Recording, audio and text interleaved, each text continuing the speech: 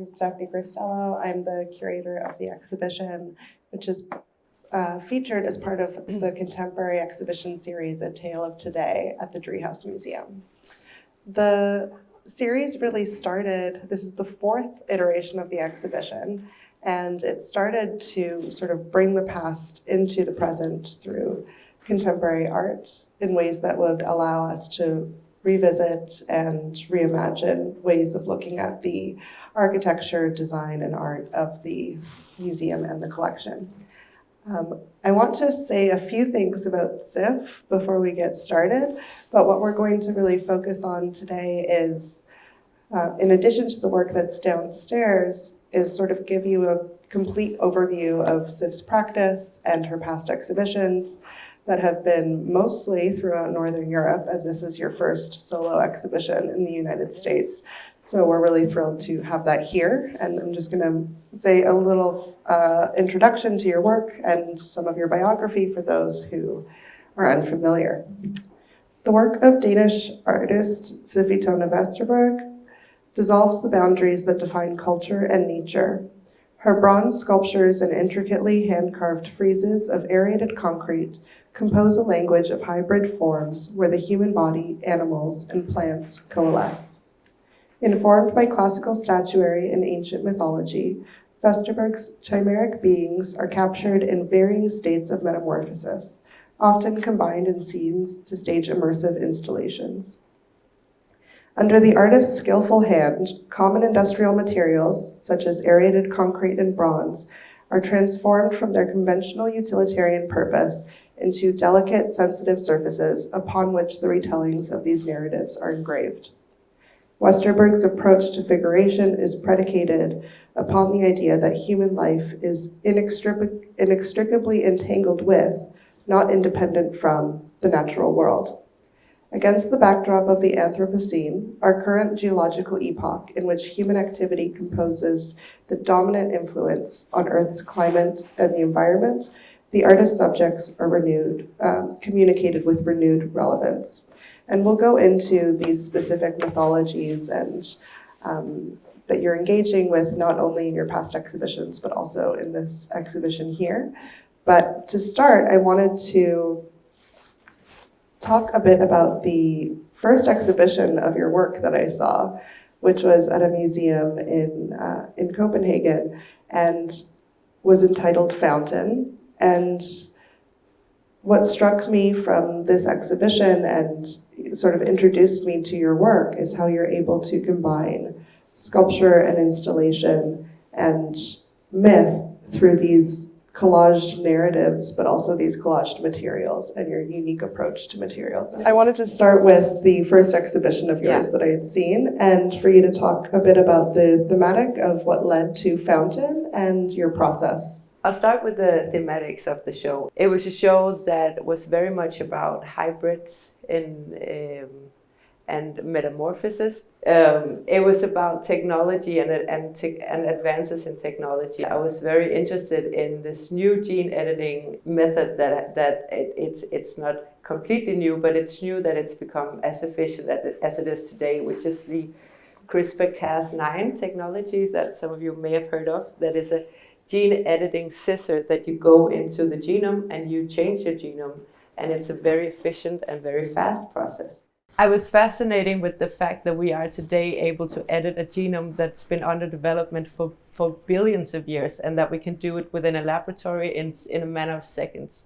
And that when we change the genome, we change it forever, and the consequences are not easily, we can't easily know what the consequences are yet. So I was interested in this time span between something that's been building for millions and millions of years and technology that is able to set in motion extraordinary changes to the world as we know it. And the hybrid is an object for much speculation. That will we be able to, in laboratories, create new hybrids? Will that be, what will we use our new gifts for? How will it turn out? But I was also interested in the hybrids that occur in medieval manuscripts of the Bible, where in Northern Europe, with the change from Christianity into, or the change from paganism into Christianity, a lot of the religious regimes that have been before that were more based on a nature-oriented or a more fantastical worldview where nature was spirited in a different way, was sort of, we stopped believing in monsters and in a lot of the mythological creatures that had been dominating prior to Christianity. But in the Bibles, in the early Bible illuminations we have from the beginning of the Middle Ages, the margins were sort of a free place for these creatures to still exist. So you had the Bible tellings, but you also had these creatures that were sort of cast into the margins. You couldn't really get rid of them, and you couldn't accept them completely also.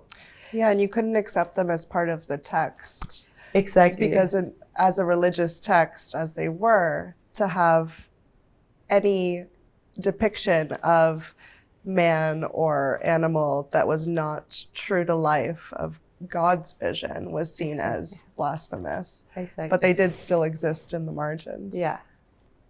So so I think I was interested in what became of that whole species of hybrids that were there before Christianity, but now had nowhere to exist, and what the hybrid as a thing in itself, what that tells us about the human condition, that it's a being that has access both to the natural world and to a man-made world. Yeah, and we'll see a lot of those themes unfold in the works downstairs. But with Fountain specifically, what drew me to the work was that there are these sort of fonts, baptismal fonts or baths, where it seems like a place of rebirth or regeneration or a christening of some sort to these figures. Can you talk a bit about how water worked in these sculptures? I mean, as far as we know, all human life sprang from waters, and I've always been interested in the concept of like the primordial soup and everything that rises from that, and the fact that the human body is 90% or 80% water, and that when the moon takes its turn around the globe, the whole body of water that's on our planet comes with it, and there is this beautiful thought of water being what connects us all, but also like our common birthplace for all life is in water. When we're in the womb, we're in water.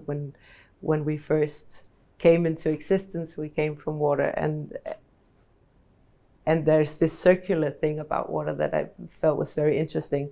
And in these basins, it is unfortunately a bit hard to see on the pictures, but I'd reproduced pictograms of the CRISPR-Cas9 technology that I was talking about before, that sort of instructional pictograms of how the gene editing works. But in there, I'd also made what I call future fossils both of like trilobites and actual fossils that we know, but also from computer parts or things that have not yet fossilized, but will at some point in the future. And I wanted to create that sort of, that when you're looking into this fountain, you're reminded of both the geological time span that's hard to grasp for human beings, and also the aspect of a future that stretches out before us, and the present day that we're in, and how this is connected, and that maybe if we're more aware of both how deep and long geological time is, and how far into the future traces that we leave today on this planet will go, then maybe we're in a better position to take care of the planet that we're on. Yeah. And water also being a sort of primary element in your work, we'll see the inverse of that soon. A lot of your work deals with so many of these oppositions and inversions, and that's really what led us to the thematic of this exhibition on view here.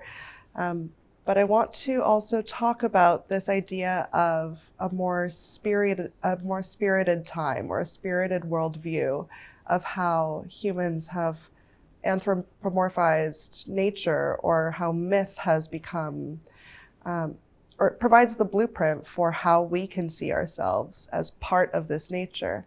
Yesterday when we were speaking, we spoke about the Greek god Dionysus, and that he's not only the god of wine, he is also living in the grapevines. And this idea that the myth and the narrative, the action is also has part of the human inside of it, inside of the piece of nature that makes it. So this exhibition, House of Dionysus, I wanted to talk about how you've worked with these guises, human guises of mythology, and then we can talk about the works that are downstairs as well. Absolutely. Yeah, I have worked quite a lot with Greek mythology, and it interests me because there are so many transformational myths, but also because, as you said, there's such a rich and very different understanding of nature and what is spirited and what is personified. And like you said, Dionysus being Dionysus, god of wine, but also being the wine plant himself, and there being no distinction between being a god or a nymph or a goddess that represents something and the thing that you are representing itself. So in a way, an advanced way of thinking of nature as spirited, not just as having human representatives that will guard it, but having an embedded voice, or a voice that we sometimes don't pay enough consideration or attention to, the voice of things that do not speak a human language. And so that I've been very interested in, and Dionysus was for many of my or for some of my shows, I've chosen a specific Greek myth to go into, because maybe it has something relevant to say about the world we are in today, or something that I want to investigate further. Or in the instance of Dionysus, I was interested in the cult of Dionysus and the potential for transformation and liberation through ecstasy and through communing with nature, in a sense that the earliest dated Dionysian cults were very feral and very wild and very nature worshipping. And I thought that was interesting. I wanted to do like a procession in Dionysus, in honor of Dionysus, but having the key element that I was exploring in this show was actually becoming something else, becoming in a sense of community, and in a sense of being together, becoming something else, that you're not confined to the human body as a defining factor, but you're able to sprout limbs or grow animal features, or become plant, or exist at a state of being that isn't solely human. And that's not tethered to that humanity as well. I love the opposite of Dionysus in literature and in most forms of art around the period of when the Driehaus Museum was built, was in opposition also to Apollo, who represented logic and rationality. And so it is the inverse of all of those, what we see as civilized qualities, but that take us away from ourselves, or alienate us from ourselves. Or from a certain part of ourselves, because I think that the Apollon part of ourselves is also very important and large part of what it is to be human. Yeah. But there seems to be a hierarchy where we celebrate wisdom and order and civilization to a point where we deny certain other aspects of what it is to be human, that I think are still very relevant and interesting to explore. Yeah, and we've talked a lot about control and the human desire to control nature, and you see that in various forms that are everyday for us now. Gardens, in the context of this mansion, which was finished completion in 1883, right at the dawn of the Industrial Revolution, when the whole world around societies were changing and no longer at a human scale necessarily, but in a world where there's skyscrapers and things that are beyond human scale. What you end up seeing, especially in this building, is all of these attempts to recreate nature in some way. The floral motifs, botanicals being a main part of it, but also in the organization of the rooms, the wood carvings, the marble reliefs. And I feel like that sort of design idiom, or that desire to reanimate nature into industrial materials, is very much present in your work. Absolutely. I think as you were talking about that, and it's everywhere in the house when you're looking at the wallpaper, which is a good, it has a finer word than wallpaper, right? Because it's silk and it's not silk wallpaper. The tapestries. Yeah. You have representations of nature, but they're so orderly and repeated, and they are very much controlled and set into a system where we have control of what's going on. Mm-hmm. We want nature inside, but we want it in an ordered and mannerly fashion. Yeah. Which is interesting in with also thinking about the Industrial Revolution and what that must have felt like to be alive during a time where you're all of a sudden realizing that really the sky is the limit. There's no telling what will be the next thing that we conquer. We've conquered water to run in the wrong direction, or like to what's it called? Right. Run upstream, and we. You talked about the fountain being sort of like a massive manifestation of human victory over nature, to have a fountain sprout water that goes against the way of water. Because one thing we all know is that water flows the way water wants to flow, and that sort of to see those achievements of defying or changing natural systems as a very empowering thing to experience as a species, that we're able to do this. But those are the same things that today lead us put us in a position where we're experiencing that there are some severe consequences to the natural world that are beyond our control. Yeah. Which also relates to the sort of double ruin portion of this exhibition. Do you feel like we're in a similar era today as perhaps it must have felt to be at a turning point at the turn of the 20th century? Or what are your sort of feelings about that? Is it accelerated? I think it was very interesting with the thematics that I work with to come into this house, because I do think that there is a correlation between what it must have felt like to be alive at the brink of Industrial Revolution and what it's like to be alive today, where we've got, as I was talking about before, gene editing, we've got AI that all of us are a little bit scared about what that will bring, and also at the same time excited, because what might it not bring? I mean, anything can happen, and that's a promise on one hand, and a threat a fear on the other hand. Yeah, exactly.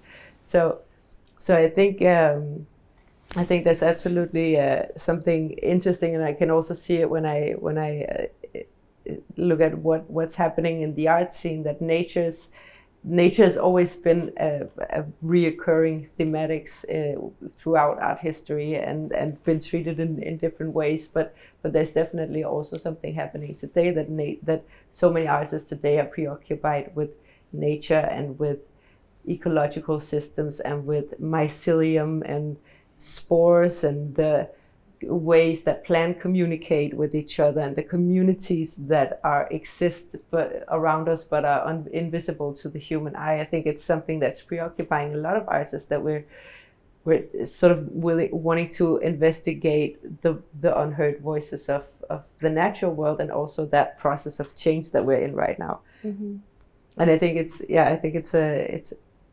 very interesting to be in this house because of that situation also. Yeah. And we've talked also about this idea that art brings us away from describable language, that you're able to have an experience that is sort of removed from the necessary order of trying to control everything. And that can be just as easily applied to an attitude towards nature, but also towards your own work. I wanted to shift from that conversation that we had about water, opening with fountain, into this exhibition that was presented as part of a memorial at Aarhus Museum in Denmark. And it chronicles the story of what can largely be seen as the first myth of a natural disaster, of a man-made natural catastrophe. And I was wondering if you could speak a bit about the myth of Phaeton and how it manifested in this exhibition and in the works that we have on view, which we have a few of them in this show. Yeah, so when I read the myth of Phaeton, who was son of the sun god Helios, I was instantly drawn to that myth because it had so many. It felt like it could have been written today, and the myth is about this young man who grows up not knowing who his father is, and then at 18, I think his mother tells him, "So your father is actually the sun god," and the god of Helios was to drive the sun across the sky in his chariot, and it was driven by horses with fire coming out of their nostrils. It was a hard job, and he was the only one who could do it, but he sort of made the order of the day, the sun go up and come down again. And when Phaeton heard, he bragged to his friends, and he was like, "So that's my father. He drives the sun across the sky," and they didn't believe him. So he went to his father and asked to have one wish granted, and the father, of course, he was perhaps feeling a bit guilty for not having been there for 18 years, so he said, "Sure, you can have anything you want." And then he wanted to drive the sun across the sky. And he wouldn't listen to any warnings. He was sure that he could do it, although it would be a very dangerous job and the consequences would be unbelievable if he failed. So up he goes with the sun and the chariot. And I've based this show in particular on Ovid's telling of the story that's very much a geological disaster unfolding. And he writes beautifully. It's like reading an end-time climate catastrophe. It's the seas are boiling because he loses control, and then the sun comes plummeting too close to the earth. First it burns a hole in the sky and everything freezes over, and then he comes too close to the earth with the sun, and then the water start boiling, the fish float dead belly up in the seas, the Nile hides her head in the sand never to reappear again, the cornfields are burning white, and in the end the earth is looking up, and I think that's actually her with her eyebrows scorched. She's looking up to Zeus and saying, "What have I done to deserve this? I have provided food for you guys. I have done my job really well, I'd say. Can this really be my punishment?" And Zeus ends up striking Phaeton dead with a lightning bolt, and he falls into the river and dies, and his sisters, the Helios, I think you may have already met those downstairs. They are mourning his death, and they're crying and crying, and at last the other gods, they grow tired of their complaints, I think, and they turn them into popple trees, and their skin turns to bark, and they start sprouting leaves, and their tears turn to amber. And King Cygnus, who was it depends on which iteration of the story you read, was the lover or the friend of Phaeton. He's also mourning him, and he sits every day. He goes to the river and sits and cry over the death of Phaeton, and in the end he's turned into a swan, and that's why you have the expression swan song, which is a final lament, and that was what I chose to call the show. I thought it was a beautiful expression, and that's also why the swan is a fearful animal that never comes too close to the sky after what happened that day. It stays close to the water. So I love Greek mythology for having those explanations that have survived still to this day of how and why things are the way they are.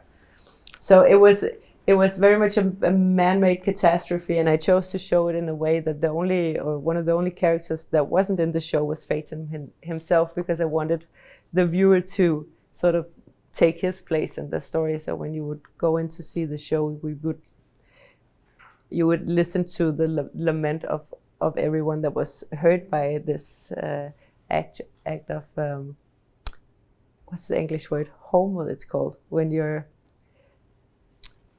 what is it called? Sophus. Okay, anyways. Sorry. That's okay. But when you bite off more than you can chew and you feel too good about it. Arrogance. Arrogance. And it's the reliance on, creating myths and fables to explain how and why we got here. And for your work as well, I think in relation to our current time, it's not, these ideas are not new necessarily. Even though the causes might be different, the situation that we find ourselves in is sometimes largely the same. I want to see what a few more views of this exhibition. Some of the works just came from very small sentences in Ovid's story, and one of them is, "The moon looks on in bewilderment." So she's just looking down at that whole thing happening. Like, what is this? This is one of the pieces that we have in the Mayor Gallery as well. And that is called Nymphs Gasping for Air. Yeah. And the way that we've arranged this exhibition, which is so different and unique from your past exhibitions, is that the theatricality of your spaces is so much more pronounced in white cube galleries, because a lot of your practice also relies on creating this environment for these narratives to unfold in a way that brings it to the present.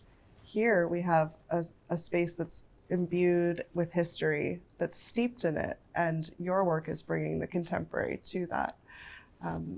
And so I think the next myth that I wanted to talk about was the myth of soulmates, and sort of the loose inspirations for these bronze works, which are very new to your practice. You've worked a lot with carving aerated concrete and other industrial materials, but these bronzes were only in the past few years. And I got to see you start to work on them for an exhibition that was entitled Yearn.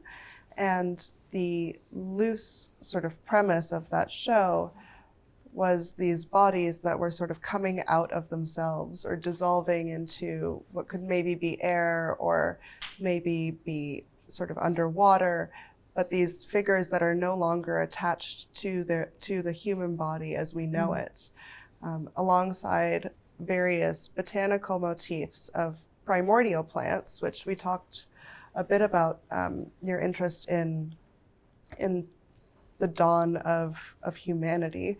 But also these plants that have taken so long to evolve and have been so instrumental in human and evolution.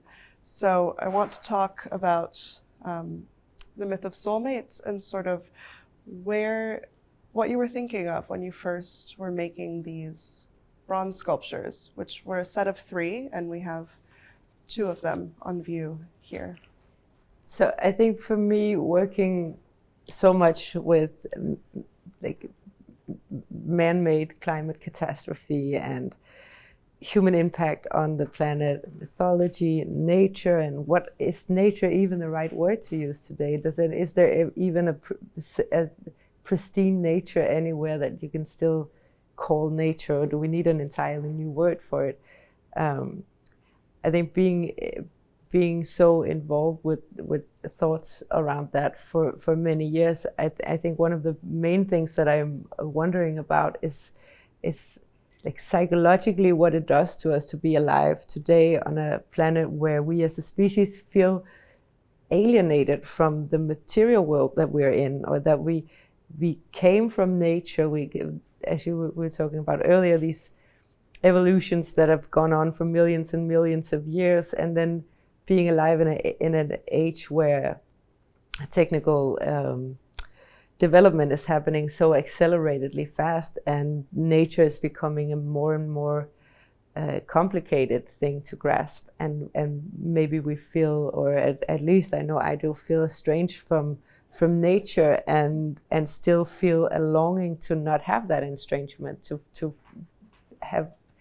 long for a sense of being able to communicate with a part of myself that I think may be archaic, that may be something that we all have embedded within us, some sort of coherence or feeling of being interconnected with the nature, and that we no longer really can sense that connection in the same way, but maybe we more sense the loss of it, and that what that human condition is to have a sort of longing for something that is so deeply embedded within you that you don't really know what to call it or how to go about that longing. And for this show, I was inspired by a myth that Zeus was at one point tired of the humans, and he wanted to just end them and not have to bother anymore. And then he realized, oh well, I am a god, and we do need someone to worship us, so we can't just end humans altogether.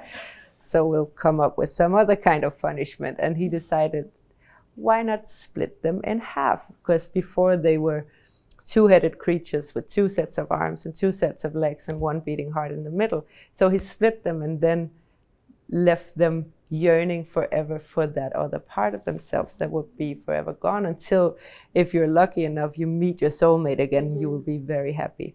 And I felt that sort of, that split, that yearning, that feeling like you're missing something, but it's almost like a dream when you wake up in the morning and you're remembering a dream and it's disappearing again. You can almost grasp it, but you can't really grasp it. So in a sense, for me, those limbs that are stretching out, they are reaching for something, some point to connect, almost like tentacular, but not quite connected yet. Yeah.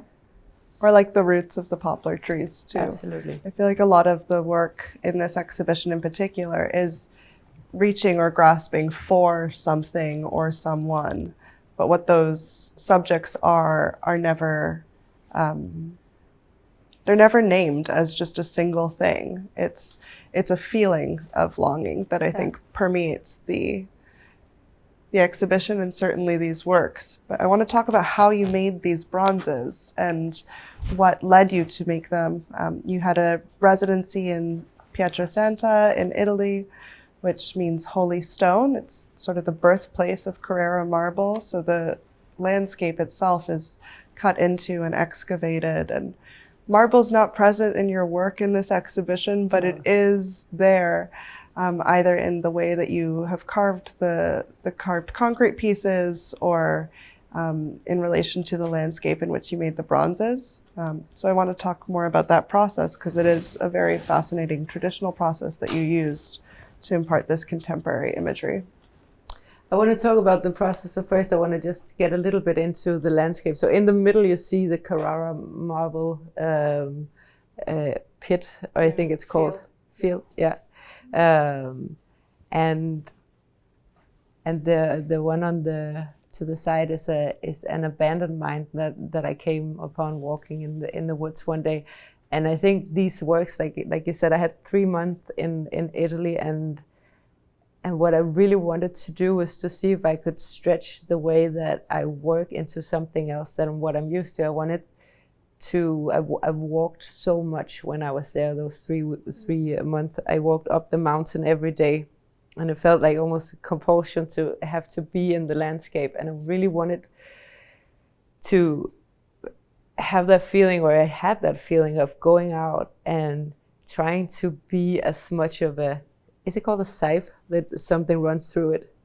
A sieve, being something that this landscape would run through and just absorb it all. So I feel like when I'm looking at the sculptures now, that they were half made from those walks, because I would walk and I would go into the studio and I would work the clay, and I would let everything that had flown through me that day come into the clay, and sort of try to work intuitively instead of having a master plan or a certain direction, but sort of trying to incorporate being in the landscape.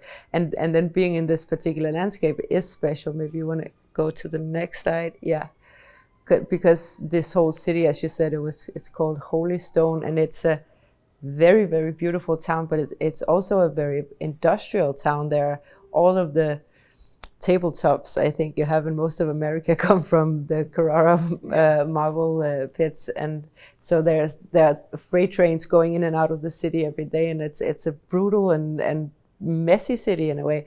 And then there's also the whole, it's the like birthplace of working with art production, and there are so many bronze foundries, and there are marble workshops like the one you see on the right that still to this day produce reproductions of classical works. So it's a very interesting place altogether, full of so much history and brutality in a way in the industrial takeover of the landscape, and also the feeling of you come to this landscape because it has something amazing to offer, and then we hollow it out and just take and take and take and take. And it is a concern that at some point we will run out of marble and there won't be new mountains full of marble. It is a limited natural source. And yeah, just to talk about how the process of the work, is a fascinating process. I was lucky enough to work very closely with the foundry that was right next door to my studio. And it starts with a clay sculpture, which is the first picture covered in plastic so that it doesn't dry out when I'm up walking the mountain. And then afterwards a silicone mold with a plaster cast. And then into that mold is cast wax. And then the wax is very carefully treated once again to make that look perfectly like the original clay sculpture. And then that is covered in slip cast. Yes, got it right. It's called something else in Danish. That is covered in slip cast, and then it is burned in a large ceramic oven, and the wax evaporates, and then you imbue the cast into a basin of in the floor into a basin of sand, and then after that, those are small pieces that they are pouring into right now. So the sand is only shallow, but for a large bronze like the ones that I made, it would be a barrel that is directly in the floor, so that it doesn't crack from the heat, and then pour the bronze into that.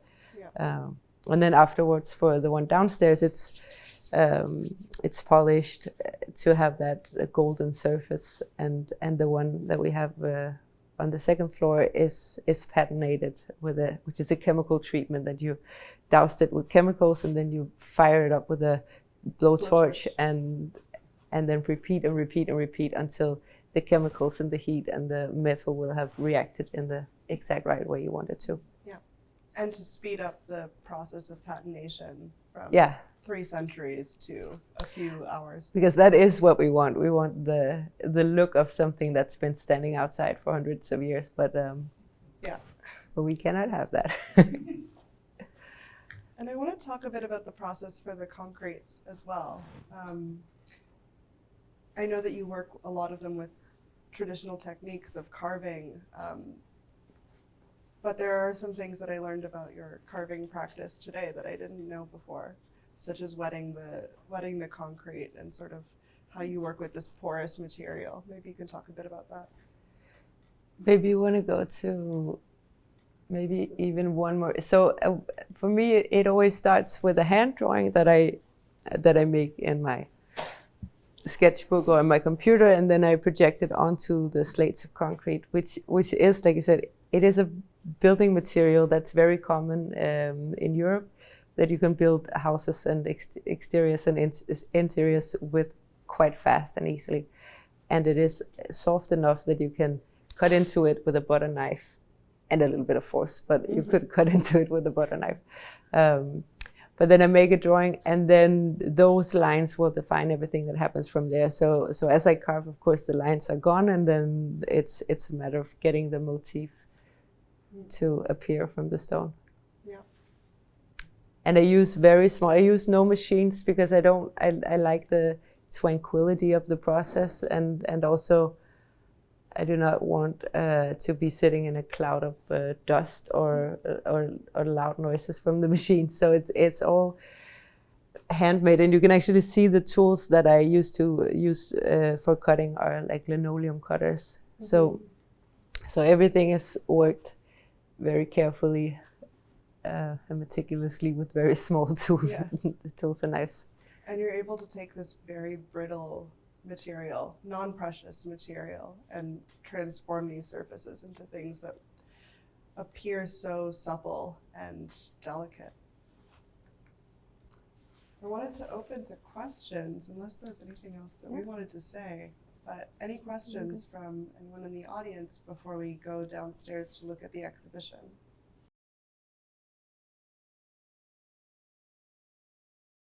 It is such a different process, and I mean, I'm a very tactile person. The touching and everything goes through my hands. So the difference between working, first of all, between cutting out something from stone, where you're sort of excavating, or you're finding the motif within a block of stone or concrete, is completely different to modeling, where you're adding material all the time. So those two are opposite processes, but also the difference between something being wet and sleek and moldable, as opposed to something being hard. And I think that's why the whole process with the bronzes was more intuitively, because when I work with the concrete, I always have a set plan from the get-go, because I can't, if I'm making a sculpture that has two hands and I started making it, all of a sudden I want one hand to be here, I cannot do that, because I've already made that decision. I've cut something that I can't change now.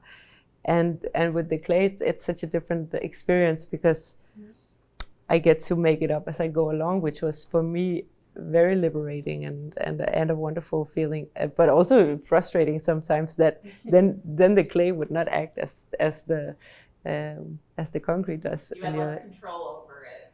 Yeah, and the details are harder, or of course there are other things that are different, and I do like both processes, but I think what was interesting was the part of it where it became so intuitive that I was really interested by.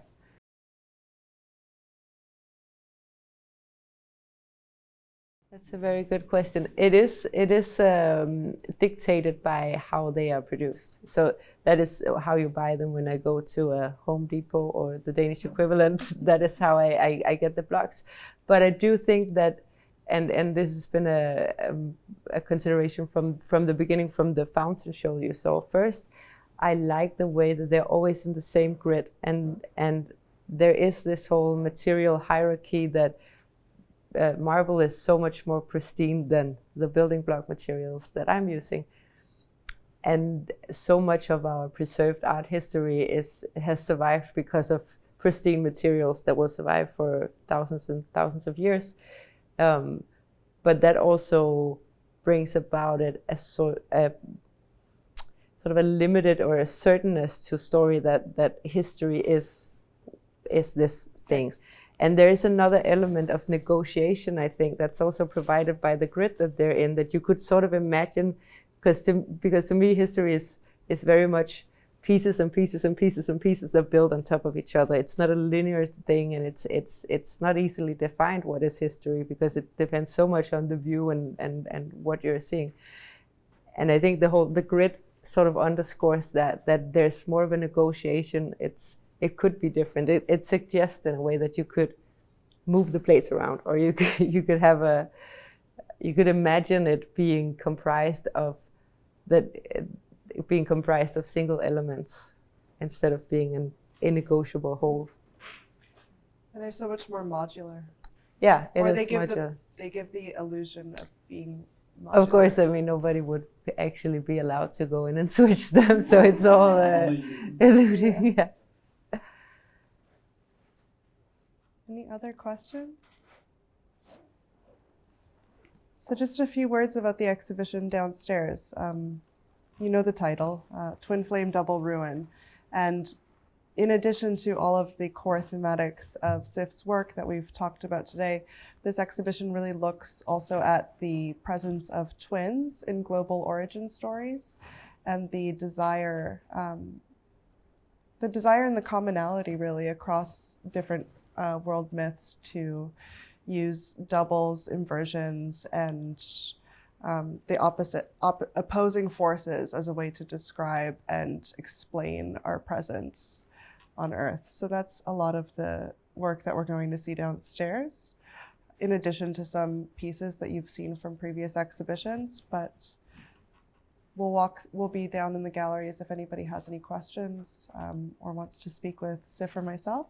And I believe we also have catalogs left of the immemorial exhibition, which is where a lot of this work was previously shown in Denmark. So if anybody would like to have a catalog, Sif is also going to be available for signing those. So those will be at the museum store. But thank you, and we'll see you downstairs in the gallery shortly.